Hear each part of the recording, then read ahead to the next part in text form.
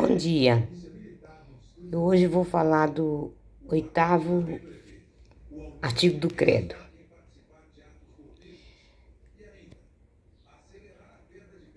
Quem nos ensina o 8º artigo do Credo? Creio no Espírito Santo?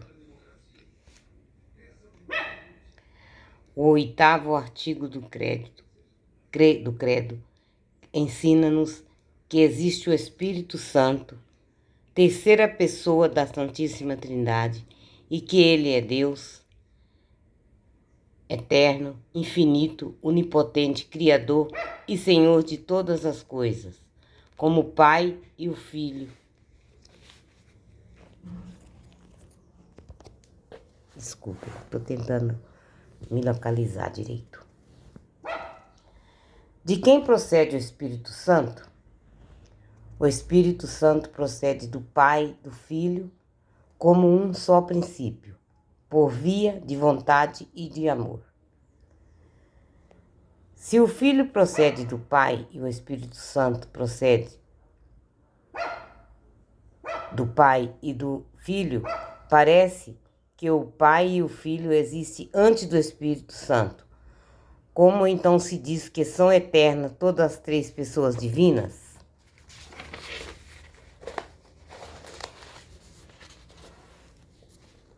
Disse que são eternas todas as três pessoas divinas porque o Pai gerou o Filho desde toda a eternidade, e do Pai e do Filho procede o Espírito Santo, também desde a eternidade. Ficou claro? Porque a terceira pessoa da Santíssima Trindade se designa particularmente com o nome do Espírito Santo. Designa terceira pessoa da Santíssima Trindade particularmente com o nome do Espírito Santo, porque procede do Pai e do Filho por meio de inspiração e de amor. Que obra se atribui especialmente ao Espírito Santo? Ao Espírito Santo atribuiu-se especialmente a santificação das almas. O Pai e o Filho santificam-se também com o Espírito Santo? Sim, todas as três pessoas divinas nos santificam igualmente. Se é assim, por que se atribui em particular ao Espírito Santo a santificação das almas? Atribuem em particular ao Espírito Santo a santificação das almas porque é obra de amor, e as obras de amor se atribuem ao Espírito Santo. Quando o Espírito Santo desceu sobre os apóstolos, o Espírito Santo desceu sobre os apóstolos no dia de Pentecostes. Isto é, 50 dias depois da ressurreição de Cristo e 10 dias depois da sua ascensão. Onde ficaram os apóstolos 10 dias antes da festa de Pentecostes? Eles ficaram reunidos no cenáculo em companhia da Virgem Maria e dos outros apóstolos e perseveraram em oração, esperando o Espírito Santo que Jesus lhes havia prometido. Quais foram os efeitos que o Espírito Santo produziu nos apóstolos? Ele confirmou na fé os apóstolos, encheu-os de luz, de força, de caridade e de abundância de todos os seus dons.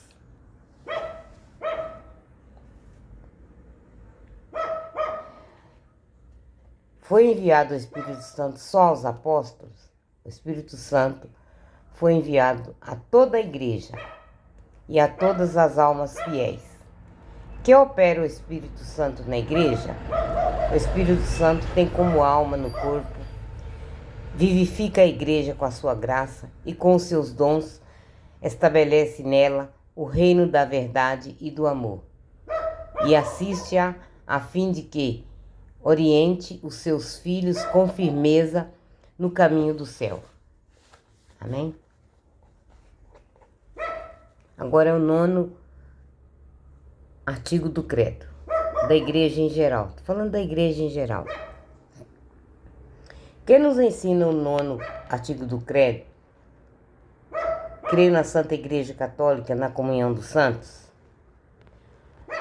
Ele nos ensina que Jesus Cristo fundou sobre a terra uma sociedade visível, a qual se chama Igreja Católica, e que todas as pessoas que fazem parte dessa igreja estão em comunhão entre si.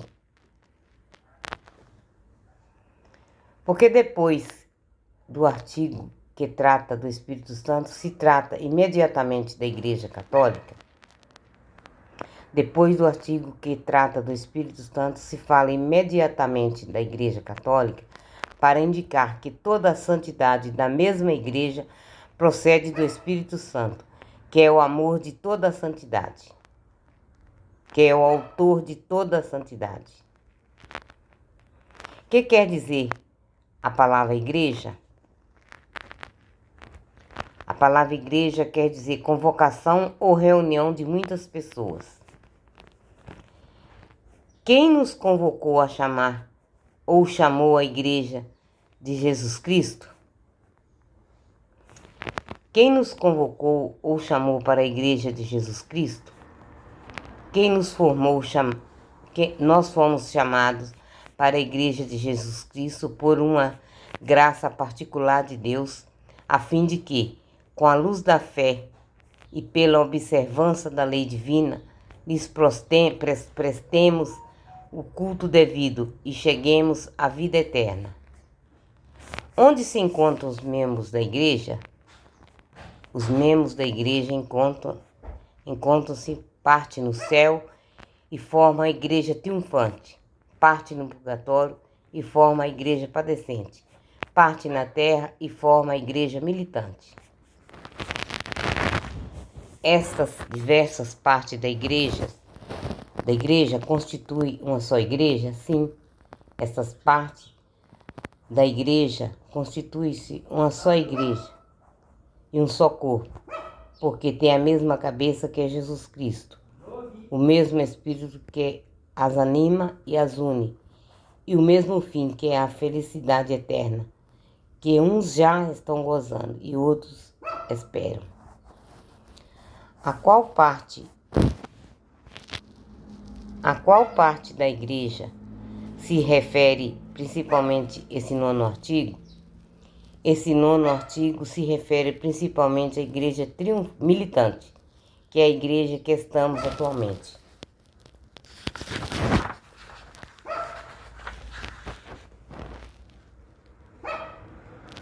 Da igreja em particular. O que é a Igreja Católica?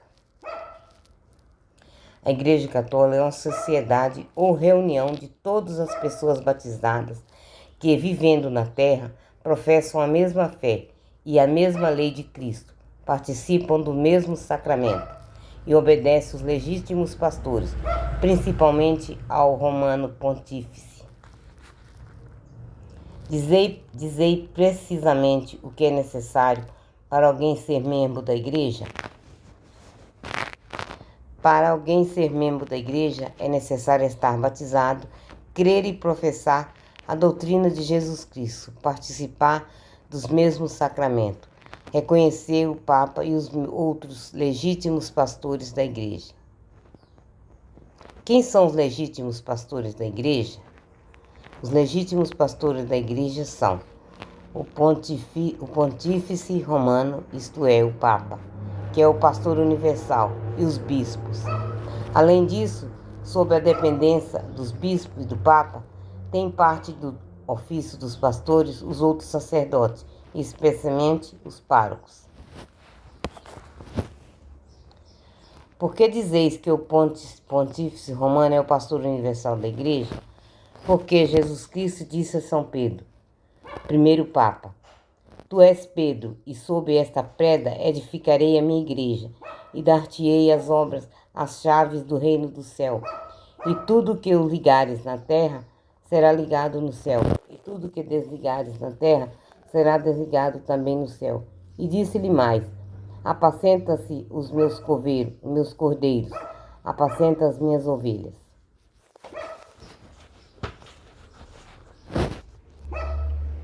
Por que dizeis Eu já li essa daí, vou passar para a próxima. Então, não pertence à Igreja de Jesus Cristo a sociedade de pessoas batizadas que não reconhecem o pontífice por seu chefe? Todos que não reconhecem o romano pontífice por seu chefe não pertencem à Igreja de Jesus Cristo.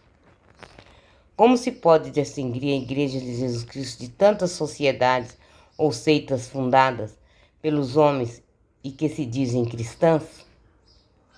Pode distinguir-se a verdadeira Igreja de Jesus Cristo de tantas sociedades ou seitas fundadas pelos homens e que dizem cristão por 4 notas características. Ela é una, santa, católica e apostólica. Por que dizeis que a Igreja é una?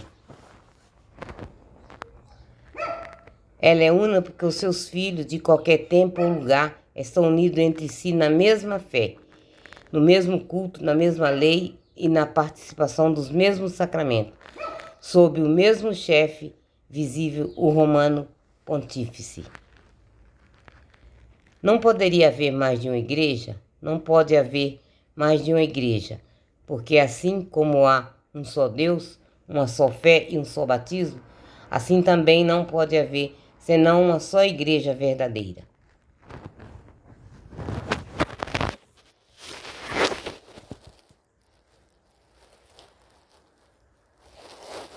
Mas não se chama também igrejas e o conjunto de fiéis de uma nação ou de uma diocese?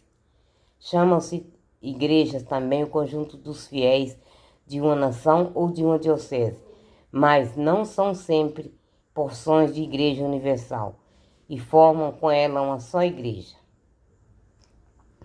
Porque dizeis que a verdadeira igreja é santa? Chamo a verdadeira igreja de santa, porque Jesus Cristo, a cabeça invisível, é santo. Santos são muitos de seus membros. Santas são a sua fé e a sua lei. Santos os seus sacramentos, porque fora dela não há nem pode haver verdadeira santidade. Por que dizes que a igreja é católica? Chamo a igreja de católica porque quer dizer universal, porque abrange os fiéis de todos os tempos, de todos os lugares, de todas as idades e condições, e porque todos os homens de todo o mundo são chamados a fazer parte dela. Por que a igreja se chama também apostólica? A igreja chama-se apostólica porque remonta sem interrupção até os apóstolos, porque crê e ensina tudo os que creram e ensinaram os apóstolos, porque é guiada e governada pelos legítimos sucessores dos apóstolos. Porque a verdadeira igreja se chama também romana? A verdadeira igreja também chama-se romana porque os 4 caracteres da unidade, santidade, catolicidade e apostolicidade se encontram só na igreja, que tem por chefe o bispo de Roma, sucessor de São Pedro. Como é constituída a Igreja de Jesus Cristo? A Igreja de Jesus Cristo é construída como uma sociedade verdadeira e perfeita, e nela, como numa só moral, podemos distinguir um corpo e uma alma. Em que consiste a alma da igreja? A alma da igreja consiste no que ela tem de interior e de espiritual, isto é, a fé, a esperança, a caridade, os dons da graça,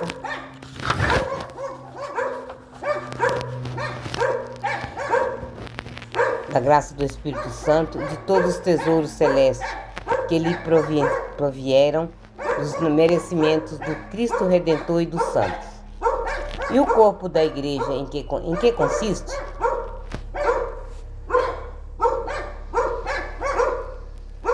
consiste que ela tem de visível e de externo, quer na associação dos seus membros, quer no seu culto e no seu ministério de ensino, quer no seu governo e ordem externa.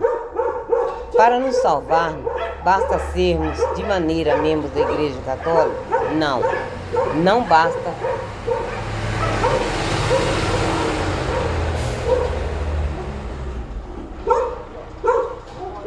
Não basta para nos salvarmos o sermos de qualquer maneira membros da Igreja Católica, mas é preciso que sejamos membros, seus membros vivos. Quais são os membros vivos da Igreja? Os membros vivos.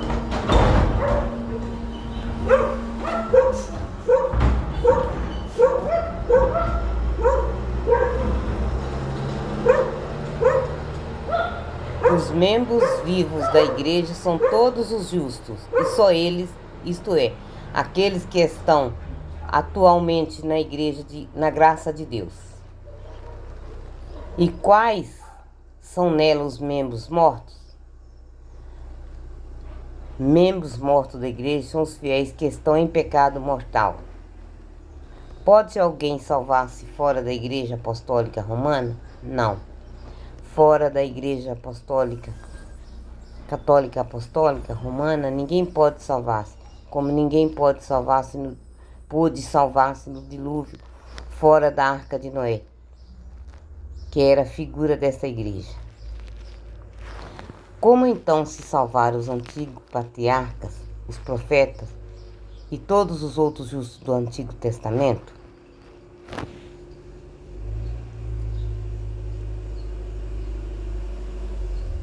Todos os do Antigo Testamento se salvaram em virtude da fé que tinham no Cristo, que havia de vir, e por meio da qual eles já pertenciam espiritualmente a esta igreja. Mas quem se encontra sem culpa sua, fora da igreja, pode salvar-se? Sim. Quem encontra-se sem culpa sua, quer dizer, em boa fé fora da igreja, tivesse recebido o batismo ou tivesse desejo, ao menos implícito, de o receber, e além disso, procurasse sinceramente na verdade e cumprisse a vontade de Deus, o melhor que pudesse, ainda que separado do corpo da igreja, estaria unido à alma dela e, portanto, no caminho da salvação. E quem, sendo embora membro da Igreja Católica, não pusesse em prática os seus ensinamentos, se salvaria? Quem sendo muito embora membro da Igreja Católica, não pusesse em prática os ensinamentos, esse seria membro morto. E, portanto, não se salvaria, porque para a salvação de um adulto requerem-se não só o batismo e a fé, mas também as obras, as boas obras, mas também as obras conforme a fé. Somos obrigados a acreditar em todas as verdades que a Igreja ensina? Sim, somos obrigados a acreditar em todas as obras que a Igreja nos ensina. E Jesus Cristo declarou que quem não crê já está condenado.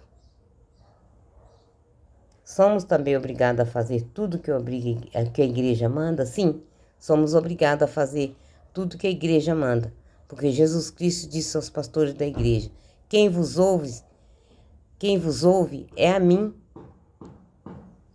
me ouve, e quem vos despreza, a mim me despreza. Pode enganar-se a Igreja nas coisas que nos propõe para crermos? Não. Nas coisas que nos propõe para crermos, a Igreja pode enganar-se. Não pode enganar-se, porque, segundo a promessa de Jesus Cristo, é sempre assistida pelo Espírito Santo. O Espírito Santo não deixa que a Igreja nos engane. A Igreja Católica, então, é infalível? Sim, a Igreja Católica é infalível. Porque, por isso, aqueles que rejeitam as suas definições perdem a fé, tornam-se hereges. A Igreja Católica pode ser destruída ou perecer? Não. A Igreja Católica pode ser perseguida, mas não pode ser destruída nem perecer. Ela há de durar até o fim do mundo, porque até o fim do mundo Jesus Cristo estará nela, como prometeu. Vou parar por aqui, irmãos. Já está ficando muitos minutos e eu continuarei onde parei, assim que der. A paz esteja com todos vocês. Amém.